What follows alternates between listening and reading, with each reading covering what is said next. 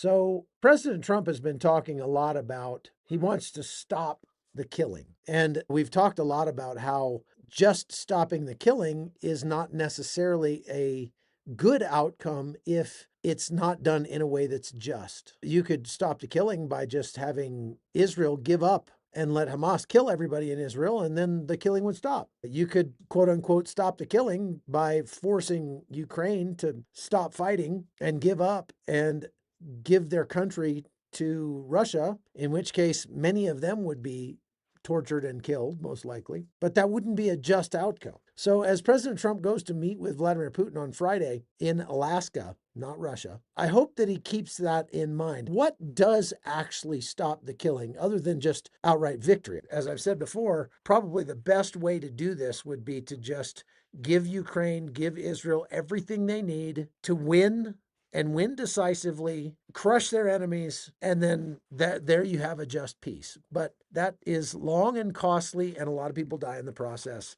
And so obviously President Trump would like to look for a middle way, a way that doesn't necessarily mean a loss for Ukraine or a loss for Israel, but also does not just drag the war out forever. And I think a lot of Americans are on board with that. But then, so what would that third way look like? And I did a lot of deep dive into this, and I can tell you're probably not going to like it a whole lot, but it would be effective. So, first of all, it's important to point out that the United States has forces forward deployed around the world in more than 170 countries. I think 178 countries. Now, in a lot of those countries, we're not talking about a major presence, obviously.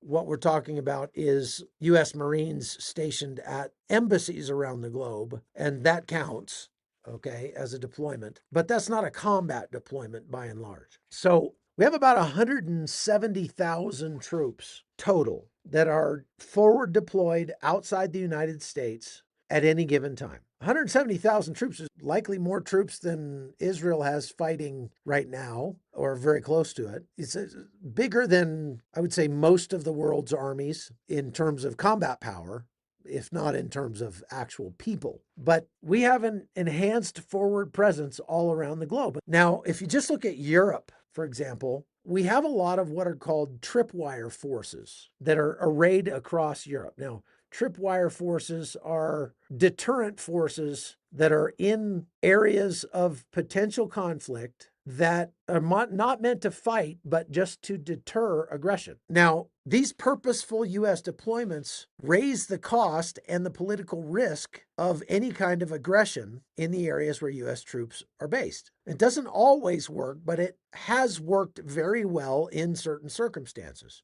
Now, let's just look at NATO's what they call enhanced forward presence in Europe, okay? The Baltics, Poland, places like that. Right now, we've got about 84,000 U.S. troops across the Baltics, Latvia, Lithuania, Estonia, Poland, Hungary, etc. And they're all there to ensure that if by some miracle Vladimir Putin is able to take over all of Ukraine, he will not decide to keep heading west into NATO countries because there are U.S. troops there. And Russia, for the most part, has studiously avoided bombing the areas where U.S. troops are. Now, they have tried to scare the Baltic countries and Poland by bombing Ukraine right near the border. Sometimes, though, those bombs have actually, or parts of them have gone into NATO countries during this last 3 years, have even killed people from time to time. But those were largely accidental. But the question is, could it work? What would happen if we moved these tripwire forces? Let's look at some proven examples. South Korea has about 28,500 U.S. troops that have been there for 70 years. And so far, their presence has made North Korea think twice about invading South Korea. It's very likely that if the U.S. troops were not there, North Korea would have invaded South Korea a long time ago, and we would have had a very bloody war on our hands. But we don't have a bloody war on our hands because we've got 28,500 U.S. troops sitting in South Korea twiddling their thumbs, not doing much but train. They're just there. Now, it's not always extremely costly to have troops deployed overseas. This is one thing that people don't quite get about the way that these forces are structured, the force postures are structured overseas. So, for example, Germany pays like $2 billion a year and gives the United States free land to put its bases on. And South Korea pays $1 or $2 billion a year. We've got like 40,000 service members in Japan right now. And those service members, Japan pays the United States to keep them there. So it actually saves the US money to have those 40,000 troops in Japan. It saves the US money to have them in South Korea and have them in Germany. Most of the other places where we have US troops, though, we don't get paid or reimbursed to have our troops there. And so it does actually cost us money. As a matter of fact, when I went to Kosovo several years ago, I found out that the military base that they built in Kosovo to house U.S. troops, it only had about 1,000 U.S. troops there, I think, and it was set up for 8 to 10,000 troops. And somebody said they had figured it out that the United States was spending about $1 million a year per troop that they had on the ground in Kosovo to have them there, just to have them there, because they still had to pay for the entire big base, even though they only had a few people. So it was costing the U.S. a lot of money. We still have troops there, but the troops that we have in Kosovo have largely succeeded at averting a war between Serbia and Kosovo. So those trigger forces have functioned as intended. Now, the United States also has trigger forces in places like Syria. And when we had a significant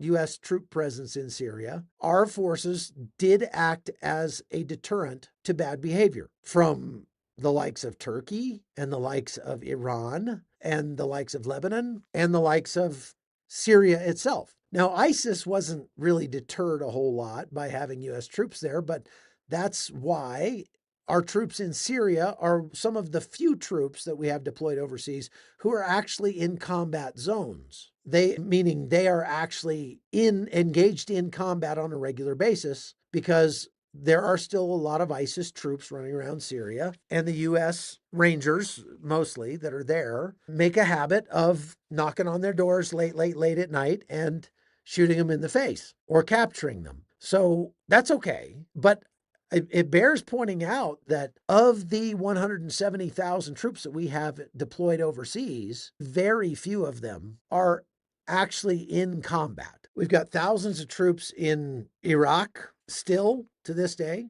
We've got thousands of troops in Kuwait. We've got thousands of troops in Qatar and Bahrain and the UAE. And we've got troops in Yemen. We've got troops in Israel. We've got troops in Jordan. We've got troops in Syria. We've got troops in Turkey. We even have troops in Lebanon. Many people don't know that. We have a few U.S. troops in Lebanon that are working with the Lebanese army. So we've got troops all over the place. Now, are the U.S. troops in Israel, for example, going around in body armor and helmets with their weapons every day, living in foxholes and eating MREs? No, they're not. They're living on a nice military base out in the Negev. Is about as nice as you could make a military base in the middle of that godforsaken desert. Very hot down there. Oh, very hot. And most of those troops are desk weenies. They are running a computer. So we have some security forces there, but for the most part, the troops we have in Israel, which now numbers about 2,000 people, they're watching radar screens and stuff like that, okay? And they get to go into the town of Dimona and go shopping and go to the restaurants. So would you call that a combat deployment? Technically it is, because Israel's at war. They have missiles being fired at them every week, even still today. They had one from Yemen that was fired today. And so technically they are in a war zone, but having just spent a month in Israel, I can tell you, if you got to spend, war is hell, but somebody's got to serve in Israel. It's a pretty nice place to cover a war from. If you have to go to a war, you're staying in a nice apartment in Jerusalem, going to the gym every day. I can drive anywhere I want in the country.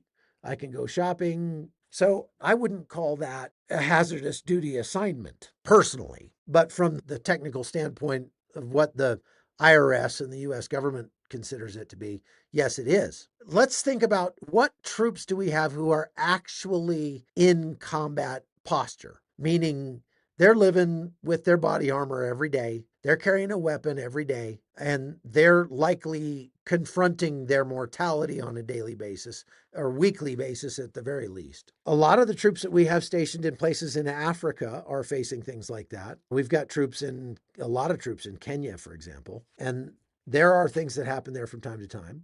They are mostly support people that support other U.S. combat forces who are going into Somalia, Sudan, places like that, Ethiopia, etc. So we have some special operations force who are stationed in places all around the globe, but these are not tripwire forces. They are there to actually do a mission, to take out bad guys, right? To execute the will of the American people as expressed by the commander in chief. We've got a ton of people in Camp Lemonnier in Djibouti. I visited them there, and that's a regional counterterrorism hub. And a lot of the people that are there are special operations troops or intel that are keeping their finger on the pulse of what's happening across Africa and the Middle East. Are they in danger? Yes and no. They're not having to live in a foxhole and pull security and all that kind of stuff, but they're in a place that at least runs a more than normal risk of attacks on their bases or on their persons. If you're in a base in Syria, you're living very close to a bomb shelter at all times because those bases get rocketed and get hit with drones and things like that on a semi-regular basis.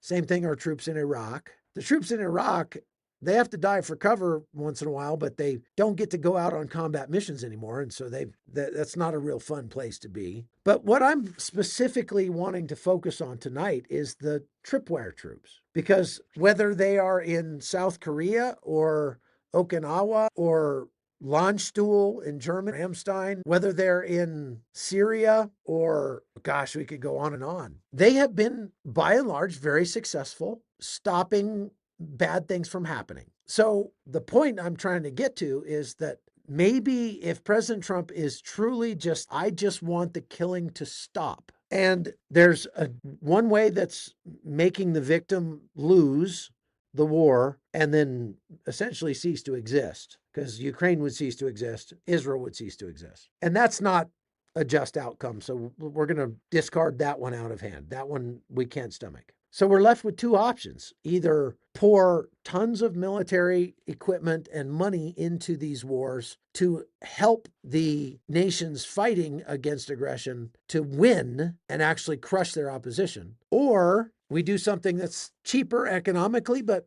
possibly more expensive in terms of blood. And that is, we send our own sons and daughters into those areas and we dare anybody to hurt one of them. What do you think about that? What would happen if President Trump walked into this meeting with Vladimir Putin on Friday and said, Putin, you're going to agree to a ceasefire, but if you don't, just understand that we have made a deal with Vladimir Zelensky to move our 40,000, half of our force that is currently on the borders of Ukraine in Lithuania, Latvia, Estonia, Poland, and Hungary and places like that. We're going to move half of those troops into Ukraine. Now, we're not going to come in armed. We're not bringing tanks with us. We're not bringing missiles with us, except for air defense. And we're going to give our guys very strict rules of engagement. They're not going there to fight, but we are going to station them in places around Ukraine. And we're not going to tell you where that is. So if you keep shooting 300 or 400 missiles and rockets and drones at Ukraine every night, there's a good chance you're going to end up killing an American. And let me tell you something, Vladimir, the day you hurt one hair on the head of an American troop that is acting as a peacekeeper in Ukraine is the day you lose the war. Point, period, end of story. Play hardball. Okay, so I'm interested if you think that's a crazy idea or if you think that might actually work and bring the war to an end or at least a stop. The fact is that deterrence by presence works. That's the reason that we have the multinational force and observers down in between Israel and Egypt in the Sinai. That's the reason that they decided to put U.S. troops in Syria in the first place, okay? It actually works in many cases. Now, there's quite a precedent for this. The KFOR in Kosovo is one. Those are U.S. missions where they've been around for decades. And for the decades that we've had them around, it's been effective in